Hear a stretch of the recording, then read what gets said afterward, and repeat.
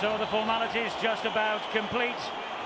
I just wonder, Steve-O, I hope we've got your microphone working now. I just wonder whether, because they're already in the final, Australia just might come into this match a little complacent.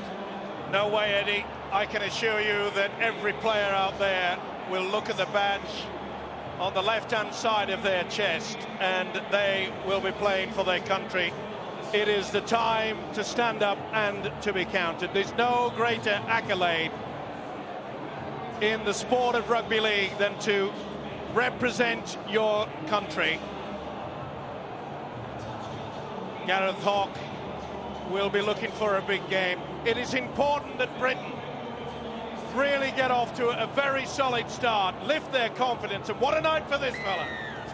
Ashley Klein blows the whistle then, and Sean Long gets us underway, and the ball finds its way to the Australians in a great chase, and it's Luke O'Donnell who will take the first hit of this Tri-Nations meeting between Great Britain and Australia here. Perfect night, really. British night. It's been sunny for a few days this week, very warm, very humid, but today it's a typical British autumn evening, and surely that will favour the Lions. We shall see as Nathan Hindmarsh, on his 14th cap, drives the ball forward on tackle number 4. Here comes Mark O'Mealy and Peacock and Fielden meeting fire with fire on the last. Here's the kick from Hornby, under pressure there from Peacock. He delayed and delayed, found its way eventually to Brian Carney, and Britain with first use of the football, and Carney, of course, Australia's winger of the year in the NRL this season. Not surprising, Eddie. The Australian coach, Ricky Stewart, he knows that the winger, Brian Carney, at times can be a little bit susceptible when they kick deep to him, especially with a high bomb. He can expect plenty of work tonight, and so can this fella, Gareth Rayner. Rayner is tackled by 3. Luke O'Donnell was one of them. That was Terry Newton. This now again is Jamie Peacock. And Terry Newton waiting at dummy half for Great Britain. First time they've had the use of the ball. The kicking of Long tonight will be so important. That was touched in flight. Eventually it finds its way to Carmichael Hunt. Little hop and a skip, but a great first tackle in Test match rugby from Kirk Yeaman.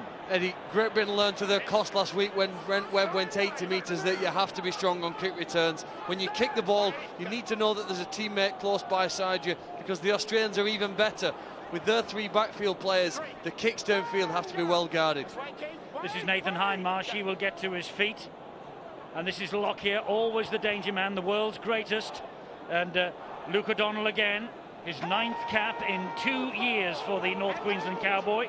We saw already there Darren Lockyer running the angle. He's taking himself into first receiver, but that's a kick from Hornby. It's a good one too. But it runs, touch in goal. Gareth Rayner was content to allow that to skip away. And Stephen, we walked on this pitch about an hour or two before the game started. It is very, very greasy indeed. It certainly is. We've had plenty of rain over the last 24 hours. Not that, believe you me, we certainly needed it in Sydney. There's a bit of a drought going out, and there's a big hit from Willie Mason. He said he was going to mark him. He said he'd picked out Stuart Fielden, and they're having a good old verbal battle. And they're having more than that now, and Fielden has gone down. He has been flattened by Willie Mason off the ball, and Britain are involved in a punch-up, and it's Peacock. But the first punch was thrown by Willie Mason, and it's on. A lot of people tip this might happen. It is on, and Mason, he absolutely flattened Fielden. It's Test football reborn. Some of the old greats, including Cliff Watson, made it quite clear that the Great Britain boys should stand up. The verbals, and that was a good right. And he stood over him, and they went straight into it. And Fielden, he does not know where he is, and on the bench, his one man Adrian Morley that must be twitching inside. And maybe that is the reason why Brian Noble, the Great Britain coach, has kept Adrian Morley on the bench, because he would have been involved with that, Phil Clark. Well, he would get there, isn't it? There's a big call here now for Ashley Klein. Has he got the guts to send Mason off? Well, it was a clear right hook. We all saw that. They've seen it on the big screen as well. And remember, when Adrian Morley was involved in the 10th second of a Test match against Australia not long ago, he should be off. He was off. overreacted to a push by a British player, throwing a punch, overreacted. Okay, you got that, Willie. Don't take it into your own hands. It's going against you, all right? Just calm him down, Darren, all right? Well, he's not taking the walk. Well, this is ludicrous. This is just ludicrous. If we are going to allow this in rugby league football, it is a disgrace. He should be in the stands now. And he should be walking. Let's go, Willie. Well, a lot of people said they believe maybe this was the way for everything to get fired up in the Tri-Nations. There's the first touch by Leon Price. He finds Sean O'Loughlin. Sean McRae. Should Willie Mason still be on this field? Well, I've seen plenty of players before sent from the field for throwing a punch, but, you know, it's a brave call. I think more importantly now, what's going to happen after this game? Will he be ruled out for the next match? What will happen now? And I think there needs to be a message sent out from the coaching staff of Australia now to calm him down, because Willie Mason's the sort of player who could go on with this. How about this from Great Britain? They had a penalty 20 metres from the line. They shunned the opportunity to kick for goal. They believe there's a try on here. And this is Leon Price. Loses the ball forward. It's no try. It was a knock-on, but great build-up there. Good defence that came through. It had to be the big impact. Look at the eyes on this guy. Neat step. Mason, he lined him up, hit him right on the ball-carrying arm, dislodged it. Well, he's in the action, that's for sure. But you're right, Eddie. They've got to calm him down. But Australia come forward. That looked pretty high from Terry Newton. It's on. You know, Great Britain had the numbers on the outside of Australia. They couldn't find the pass play, and Australia do look like a team that have been caged for 2 weeks just waiting for this game. They've sat, haven't they, in almost a hotel isolation preparing for this match, and they've come out fired up. This is Carmichael Hunt, and it is Stuart Fielden who is in with the tackle with Keith Senior.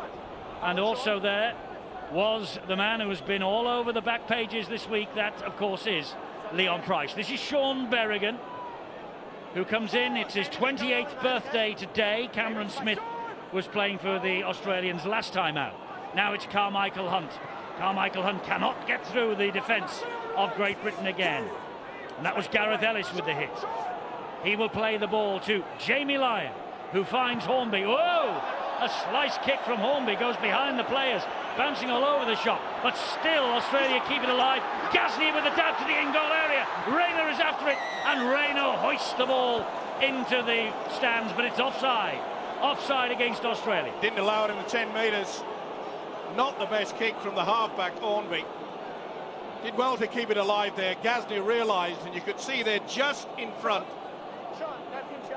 No doubt about that. Brent Tate just a fraction in front of the kicker. Good work though by Gareth Rayner. That'll lift his spirits. Well, the last time Great Britain were on this ground, the Aussie Stadium, was the 12th of July 2002. They lost here 64 points to 10 in a one-off match.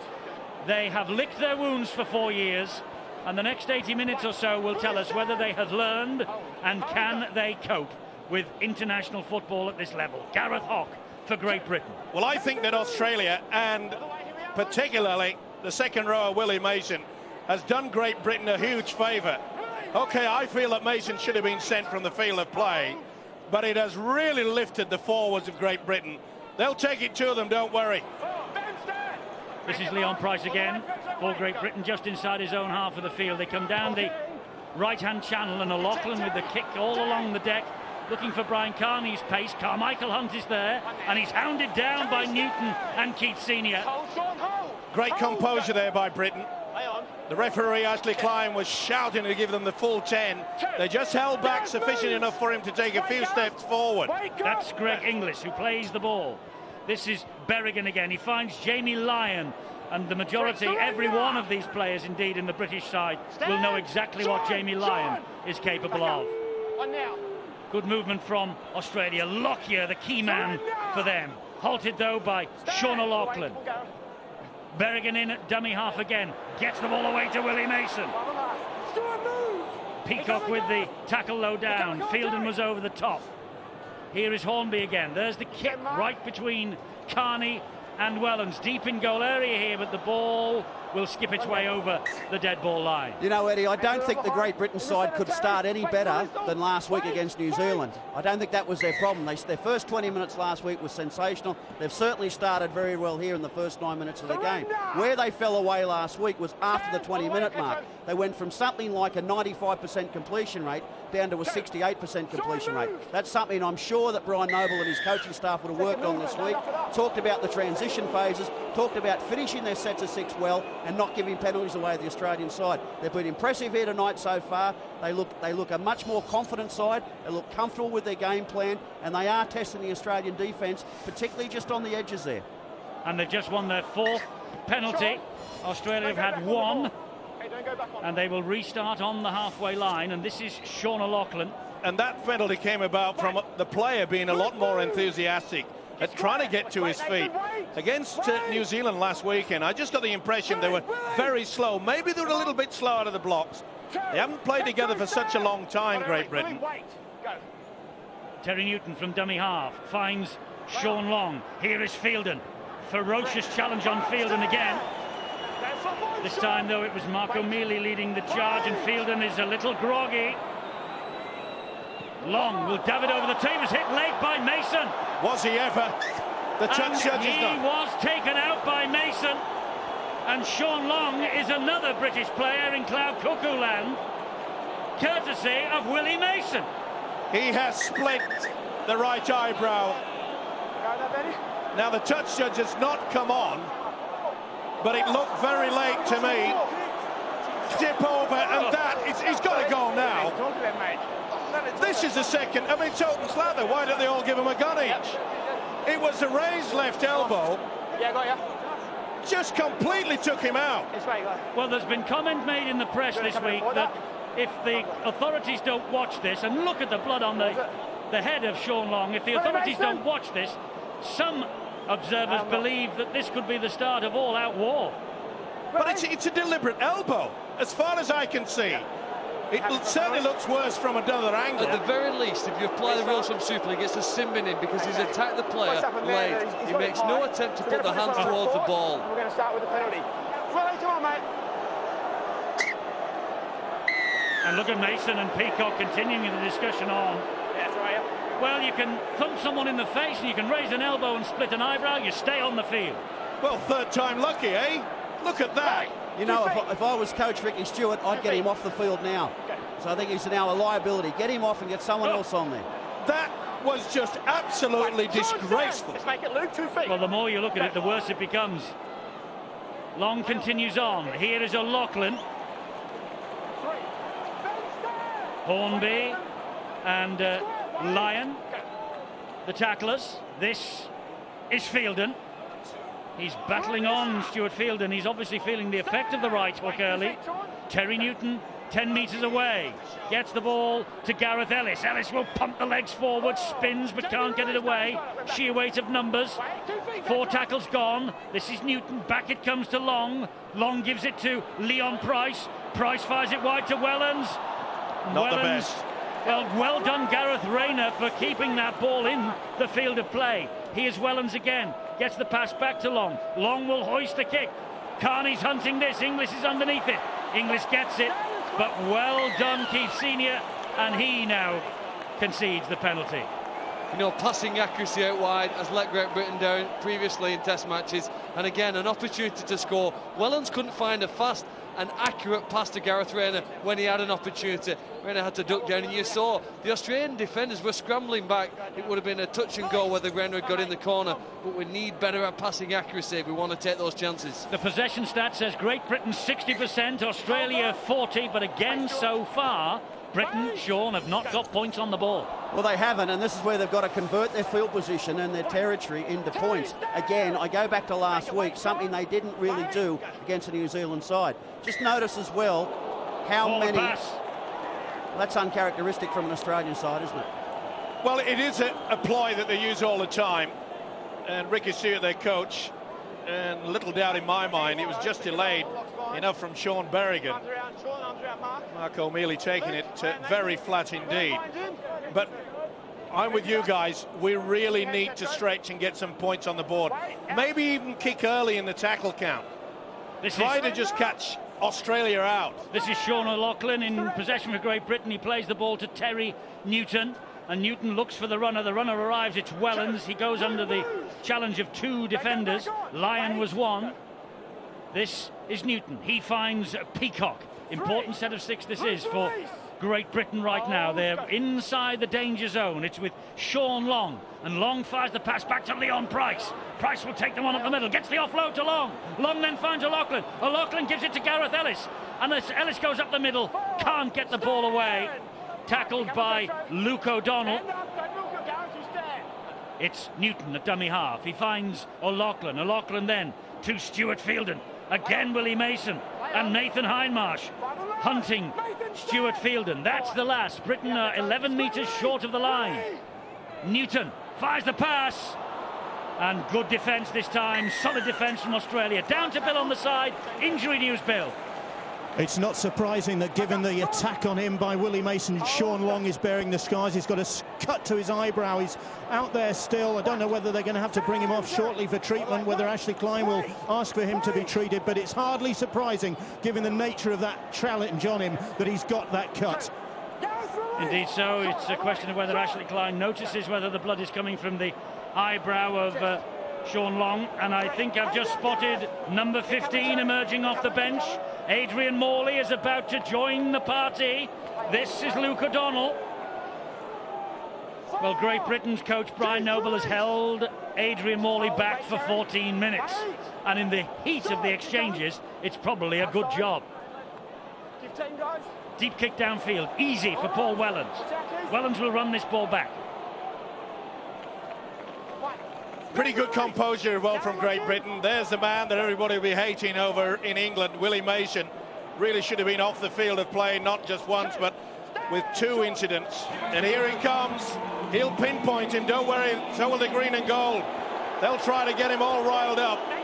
He's a fiery contest. Listen to the boos. He enters the fray, Adrian Morley, and he's replaced Stuart Fielden. This is Kirk Yeaman on his debut. 3 England caps previously for the Hull centre. And Leon Price with the kick that bounces off the knees of Carmichael Hunt. Good tactics though. Kicking early, kicking on the fourth. Oh, great work. Fantastic stuff. Great chase from Gareth Hock. Here now is Brent Tate. Went for a grab, did Morley.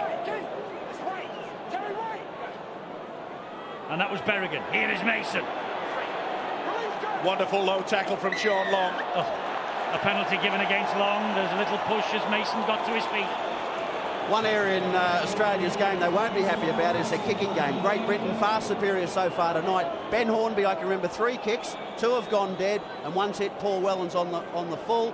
So they've been able to come out to at least the 20 or 30 metre line on their first tackle. That's something Australia won't be happy about, and I'm sure the message has got out already. Well, I reckon the Ricky Stewart will get the message out to say, hey, come on, Darren Lockyer, take control of that department. Lockyer has been taking the first receiver, has been controlling things out there. But the British defence, just on the play the ball area, see how they're coming out quickly. They're trying to force Australia down one narrow path. 16 minutes gone of Tri-Nations game number 4, and Great Britain and Australia toe-to-toe, slugging it out, literally. And this is Berrigan for the Australians. They're in the danger zone here with Nathan Hindmarsh. Morley and Ellis combined to bring him down. Tackle number 3. He plays it to Berrigan. Berrigan will scamper forward. Now then, this is the first real test of the British defence. Hornby the dummy half, Lockyer the danger man. Lockyer the fluid runner, fires the short ball. They lose it in the tackle. A wonderful hit. Gareth Hock, I think it was. It certainly was. Tremendous hit. Beautiful delayed pass from the skipper, Darren Lockyer. But that young fella picked him right out. Bang! Come on, a short run. Good impact. Got right underneath the ball carrying arm. Gareth Hock began last week on the bench, his first start here tonight. He impressed as a sub against New Zealand last week. That was his debut, and that was a fierce challenge on Willie Mason. Legal. 17 minutes gone. Keith Senior will play the ball to Paul Wellens. Interesting to see when Morley will just wind himself up for the first carry. Here he comes. Oof. Petro Sivanasiva was in there quickly, so too was Anthony Tupou. Here is Terry Newton on the run for Great Britain. He finds Sean O'Loughlin. Oh, he got the ball backwards to Newton, and he finds Keith Senior. Senior will run laterally. Can't get away from Sivanasiva. He plays the ball to Terry Newton, though. This now is Gareth Hock once again. Hands off Nathan Hindmarsh once. Can't get away from him second time with Tupou and Berrigan. He's brought to ground, still inside their own half. Great Britain on tackle number 5. Here is Sean Long. And Long with the kick, but straight into the arms of Greg Inglis. This is Australia's latest superstar. Hit by O'Loughlin first, delayed him, Carney and co in there to finish him off. It was Gareth Ellis. He'll get to his feet, plays the ball to Hornby. Here is Jamie Lyon. And another change from Australia. On comes Brent Kite. But it's all going fairly well for Great Britain at the moment, but just like last week, no tries posted. As the ball is fed out down the right-hand side to Gaznia, who was on his knees and receiving treatment earlier. Petro Sivanasiva on his way to the dressing room. This is Lockyer. Lockyer infield to Kite. Good movement here is Luke O'Donnell. Luke O'Donnell taking them on. The ball, though, spills forward. And Carmichael Hunt tackled by his opposite number, Paul Wellens. Britain breathe a sigh of relief. Well, as well as the loss of Petro Sivanasiva, I think Mark Gasner's going to leave the field. He tried to take on Sean Long on a previous run. Long held him up, and that's a big boost really for Great Britain, because Gaznia is probably individually the most dangerous player in the Australian side. Fielding coming back on, there's the offload. You see it already went forward. Good skills by Hunt to take the pass. The referee helped Great Britain out. It's Mark Gaznia who needs some help at the moment. And Phil, what you'll probably find here now is that Jamie Lyon may well go across. Sean Berrigan might come out of the pack and go to the centre, where he's certainly accustomed to, and you might find that Cameron Smith goes on and plays at hooker. So they lose a very valuable player in Mark Gaznia, but they've certainly got adequate replacements and adequate versatility within their side. The one thing that Great Britain have to watch out for, we saw on that occasion that the skipper from Australia, Darren Lockyer, was running the angle. They gave him a lot of room to move. You can't afford to do that. And he brought the loose forward. Luke O'Donnell back on the inside. It took good defence to stop him. Here now is Adrian Morley again for Great Britain, wrestled to the ground by Cameron Smith. There's been a little change in number as well, by the way, for Australia. Brent Kite wears 15, Anthony Tupou wears 16, despite the fact that they were named in the jerseys the other way round. Forward pass against Great Britain here. Well, we saw the Australians do it earlier, and it really is a bad mistake. It is all about keeping that composure. Again, we've seen some wonderful work in the opening 20 minutes from the hooker, Terry Newton.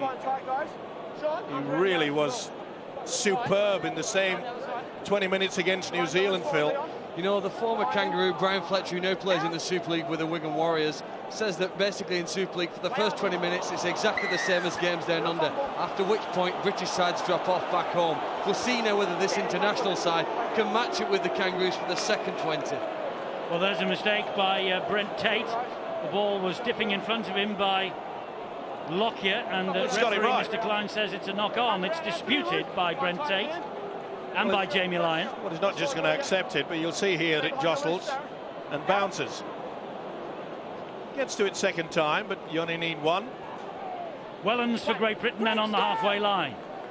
21 and a half minutes gone. Still we await the first points of this Gillette Tri-Nations match number 4. As Carney drives it forward, and Great Britain have another penalty. Stick it into the corner. Don't worry about the two. Keep the momentum going. They've given it to Long. He's going to put it in the corner. They're fully charged, Great Britain. And as the minutes are ticking away, there's a little bit of doubt being built up in the minds of the Australians. It really has been all of Great Britain. There have only been a couple of sorties on their own line. You've got to remember, Eddie, games against Australia are important in the 75th to the 80th minute. Not exactly right now. We've learnt that to our cost in the past with the Great Britain side. They go for 80 minutes these games. The man who prefers Blackpool Beach to Bondi Beach, Leon Price, plays the ball to Terry Newton. Here is Adrian Morley, determined that this isn't going to be his last appearance in Sydney. joins the Warrington Wolves next year. Morley, Newton fires the pass. This is Gareth Hock. Lockyer's after him. And Lyon does well covering up. Oh, there's a knock on there, though, by Kirk Yeaman. Really didn't need to get that offload going. Just trying to force the pass, and are we just going to see a copy of what happened in Christchurch, where after such a wonderful start, we just seemed to panic, throw the ball around. Wasn't expecting it, was the debut centre, Kirk Yeaman. I think what we're seeing, Steve, is both sides trying to play dry weather football in quite slippery conditions. We've had a little bit of rain here just before the game, and some rain as the game has progressed. And I think that both sides are probably finding out that it's a little more slippery underfoot, and therefore once that ball touched the ground a few times, it's not as easy to play lateral as you think. I'll just get another little report on my positional play, because I was way off base with the Australian team. They've actually moved Ben Hornby to fullback. It looks like Greg Inglis has gone to the centre with Carmichael Hunt onto the wing, and I would say that Cameron Smith is actually playing halfback for the Australian team. Here is Willie Mason, and Britain hunt him down. Senior was first in, and Fielden was coming in at number 3, and they're still carrying on the conversation, those two. That was a bit high from Newton on the substitute Cameron Smith. That was a bit more than high. Definitely got away with it, but again, that doubt. That's a good kick. It is a good kick, because Wellens has to run it out of his own in-goal area, and Wellens does so.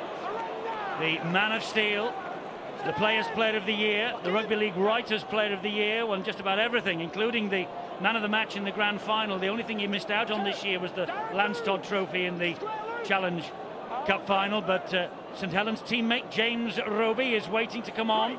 So impressive on his debut last week. And that, I think, is Mark Gasnier. It certainly is. It's a bad hip injury. He was wincing when he was trying to lift the shoulder, and it was certainly interfering with the rib cage and the great offload hip. from Hock. That's the last tackle, though. Good defence here from Australia. The kick from Sean Long will have to be good. He's gone for a big boomer, and it's easily into the arms of the halfback come fullback Ben Hornby. I'm surprised, you know, that they have not sent the message out to Sean Long. We've mentioned the fact that it's slippy. Get the ball on the ground. There's an opportunity that, you know, sometimes they just forget and don't use the foot to stop the momentum of the football. And I'm not so sure we should keep at this high bomb down the throat. A couple of tackles missed then on Luke O'Donnell. He's fought back from 2 knee reconstructions, this fellow, to be back in the test arena. There is a mistake again. Great Britain needed that, Eddie. They were looking a little flat. Australia just getting the ascendancy in the match. Their chases were going down far quicker and with a greater energy than the Great Britain ones at the end of the set. Both teams looking for a mistake. Great Britain, I suppose, now could do with a substitute coming on and making a big impact. Well, he just had a little look, didn't he, Cameron Smith? It's been pretty rough out there, rough and tough. Roby is waiting to be given the nod by Brian Noble to get on. It's a good move as well by the GB coach. He's very quick off the play the ball area. This is Kirk Yeaman. Oh, got the ball away to Keith Senior, and Senior steps out of the challenges. Important job that Mason was there. Stops the British momentum. Carney to Newton, and here again comes Gareth Ellis. That's a great first run, isn't it, on the opening tackle by Great Britain. Keith Senior stepping out of the challenges. Here come Britain down the left-hand side now with Gareth Hock taking on Jamie Lyon, Darren Lockyer. O'Loughlin at dummy half. The ball comes infield to Stuart Fielden. Could be excused for looking out of the corner of his eye every time he receives the ball. Fielden for the figure of Willie Mason. There is Roby. Off the deck he finds Long. Long dabs it to the in-goal area. And Hornby taking no chances. Just slaps the ball over the dead ball line. There are major problems for the Australians and Mark Gasnier. There's more than that. This is the mistake from Cameron Smith, which put us in a pretty good position, and it was a beautifully weighted kick from Sean Long. Little halfback Ben Hornby was taking the position at full back. Well, they're doing everything right, Steve. They're building pressure. They've got a repeat set. They've had time and time now attacking the Australian side, and they are only human. Eventually, they'll make mistakes in the defensive decisions, and Great Britain will get an opportunity. Wonderful set of 6, especially now with Roby on the field. Well, there's a lot of composure shown there. Not the best trap, but they've got away with it. Yes, it's picked up by Gareth Rayner. Oh, that was high. High round the chin of Rayner by Hindmarsh. You play the ball though to Roby. Here is Morley. Whoa, Mason went for him again. It's with Roby again. Good scampering run from dummy half. That's where he's good. That's where he's good. Quick play the ball. Get him away. Sean Long, and he finds Leon Price. Leon Price back to Keith Senior. Good on his feet.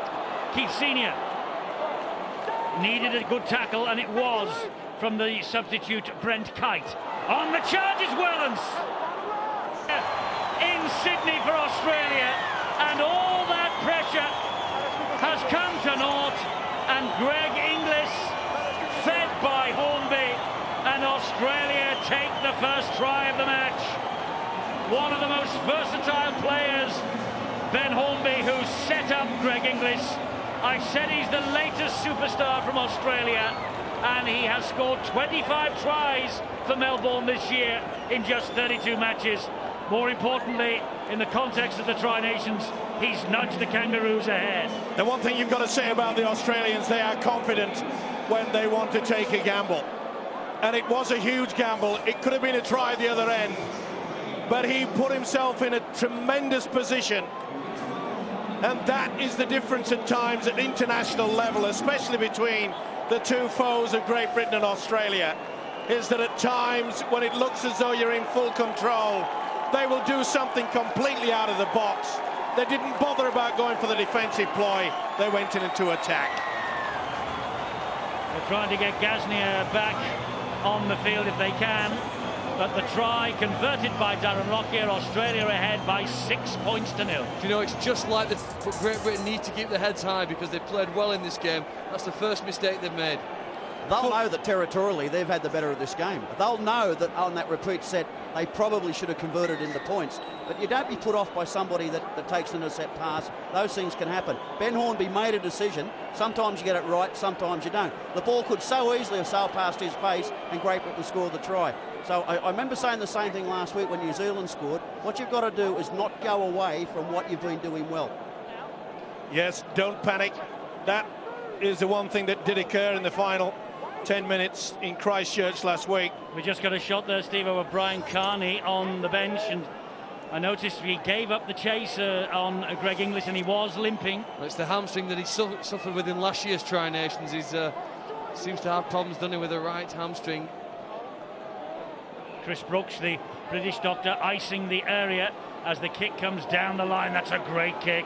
Oh, that's a fantastic kick. Well, they know that Brian Carney is off the field of play. They kicked early in the piece. It is tremendous rugby league when you've got to think on your feet as well. Patchwork for the big centre, Mark Gasnier. Problems. Who will now operate on the wing for Great Britain? Will it be Keith Senior who will move out there? I think they'll have to. Lee Gilmore has been playing in that position. Well, Senior is out there already. He's played on the wing a few times for Great Britain in the past. He's lining up in that position now as Britain try and work the ball away from the base of the scrum. But there's a bit of a problem for Britain with the fact that Carney is off the field and that hamstring is being iced. Well, the one good thing about it is that Brian Noble opted for, rather than a very strong, rugged bench, he went for speed. And the mere fact that Wilkin can run and also Gilmore... Hock has lost it. Oh, big error. Tate has it back for Australia. Here is Hindmarsh. Well, 32 minutes or thereabouts on the clock as Hindmarsh plays the ball. And here now is Brent Kite again, making his test debut against the Kiwis last month. This is his third cap for the Kangaroos. And now it's with Hornby. He finds Lockyer. Lockyer gives the ball to Carmichael Hunt. Hunt over the top to Sean Berrigan. Britain having to muscle up in defence. Tackle number 4, 11 metres away from the line. Hunt gives it to Lockyer. Lockyer, it's now with Hornby. Hornby tries to turn around Gareth Rayner. Oof. And Rayner collides with the cameraman, and Rayner's come off worst. And the cameraman's on his feet, and he'll take a photograph for the case. Well, I'm not so sure the cameraman should be so close to that corner. No, it's a bit dangerous, isn't it? Well, something will have to be done about that. They should not be so close into the corner, into a test arena like that. And I wonder whether Brian Noble and the Great Britain boys are aware that Australia have only scored 9 tries so far in the Tri-Nations this year. 2 of them have been in the 5 minutes before half-time, and 3 of them of the 5 minutes before the end of the second half. In the 5-minute period before both breaks, they are ruthlessly dangerous. Can it be Great Britain here? Sean Long on the burst, and it was an important tackle that was by Sean Berrigan. Here goes James Roby now, carrying the battle forward, just as he did in Christchurch last week. He will play the ball to Wellens. Wellens will find a Lachlan. Up goes the kick into the corner. And Gilmore was after it, but the referee says it's a first knock-on. It's on the last tackle. The knock-on by Lee Gilmore. It's the turnover, 10 metres from the Australian line. A hint maybe of obstruction there against Lee Gilmore, perhaps. But anyway, the referee saw it otherwise. Ooh, Morley went hunting there. Through the shoulder, legally.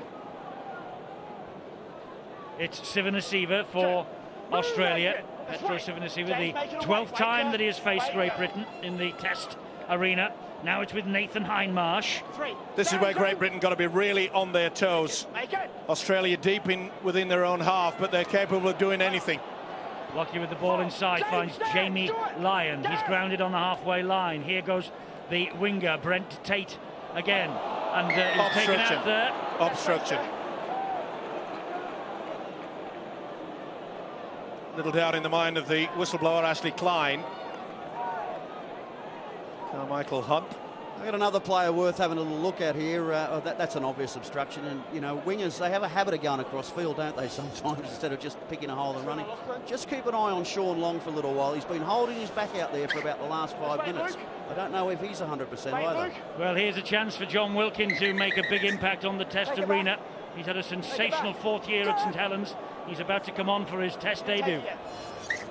As we approach the 35-minute mark of this Tri-Nations game at the Aussie Stadium in Sydney, the Australians ahead by 6 points to 0, and Roby for Great Britain, and he finds Stuart Fielden, who has been in the thick of the battle from the very first minute, and the very first right hook he took from Willie Mason.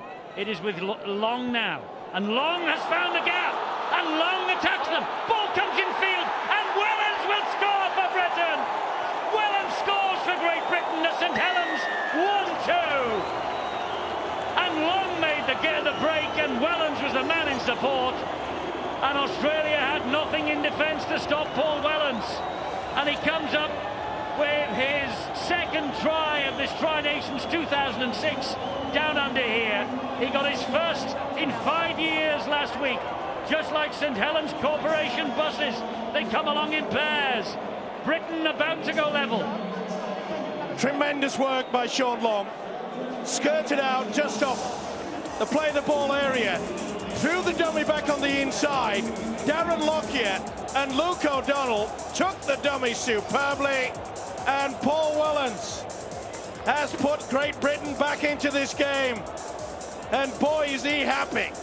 You know, his body language was good from the moment they won the penalty. He was clapping, cajoling players into place. Second play, good speed. This try and goal might only be worth 6 points on the scoreboard, but I think it'll be worth double that in the minds of the Great Britain players, because psychologically it was exactly the lift they needed at exactly the right time. Paul Wellens with the try, and the bloodied face of Sean Long to try and make it a dozen goals in the red, white and blue jersey of Great Britain for him personally, but more importantly in the context of this match, 6-all. 6-all it is. And I'm reminded when Great Britain were last here 4 years ago in 2002, they trailed at half-time 34 points to 0. Beautiful body swerve with the dummy, kept the composure as always. One of the finest fullbacks in the world, Paul Wellens, knew exactly where to position himself for the halfback Sean Long to pick him out. Game on. Here's the try scorer, Paul Wellens, clattered to the ground by Luke O'Donnell. Now Gareth Rayner for Great Britain, and Ricky Stewart knows that this is not going to be an easy night at the office. The important thing is that Great Britain are level with 2 minutes to go to half-time. Long the engineer, Wellens the scorer. This is Lee Gilmore now. Well, we're talking about not taking the sucker punch. Great Britain, that is, and it turned around the other way. Very rare you'll find that Darren Lockyer... Oh, that's a poor kick. It is not the best from Roby. Straight into the arms of Carmichael Hunt. Roby, though, with a flying tackle. Wilkin was there as well to add reinforcements. On for Gareth Hock. That's Brent Tate. Great tackle by Long. Lyon at dummy half. It's Lockyer. Just flicks the ball back to Nathan Hindmark. Here is Lyon again. Ball goes wide to Brent Tate. And Brent Tate nearly through, but Great Britain muscle up in defence, some 40 metres from their own line. Superb work by the centre, Jamie Lyon. We've seen it for the last 2 seasons in England. Here's O'Donnell again. This time Great Britain muscling up in defence. Down goes the loose forward, Willie Mason. Well, he has played a big part in this match already, hasn't he? Maybe for not all the right reasons. The ball, a short pass, and stepping out of the tackles, but it was Lockyer who got on the end of the pass from Tupu. They're not done yet, the Australians, though. Carmichael Hunt, and no chances taken by Gilmore. They'll get a repeat set of 6 right on the stroke of half-time. Poor option taken by the Australian side then. They went the short side and stayed left. Great Britain had plenty of numbers. Had Australia gone to their right, Great Britain was short just past the posts on the other side of the field. One thing I can report on, though, Sean Long's back is now okay. Maybe he was just kidding the Australians, but it just shows you with that last attack by the green and golds, they're capable of coming back. This is an important phase of the game, and Brian Noble knows it as well. We've got 40 seconds and counting to the half-time siren. And Australia will have at least 3 more tackles, you think, as Sivanasiva drives it in again. Great Britain will be desperate to get to the half-time siren level. Here is Berrigan. He fires the pass to Lockyer, and Lockyer will go wide, and 1 tackle is missed. The ball goes down, and here is Carmichael Hunt. Oh, basketball style. Brilliant from Cameron Smith now. And Cameron Smith is inching his way towards the line, and Britain just survive. There's the half-time siren, and Britain will get to the break level. Britain will get to the break level, despite the fact that Lockyer pops over a one-pointer. The referee had blown the whistle, and Wellens' try, converted by Long, gives Great Britain the fillip of a level playing field at half-time. They have their problems. They've got Carney off, we believe, with an ankle injury. But Paul Wellens' try, converted by Sean Long after Inglis went the length of the field and scored the try, but that's converted by Darren Lockyer. Well, 6-all in the Test match. 4 years ago when Britain were here in the one-off match, it was 34-0. Not so tonight.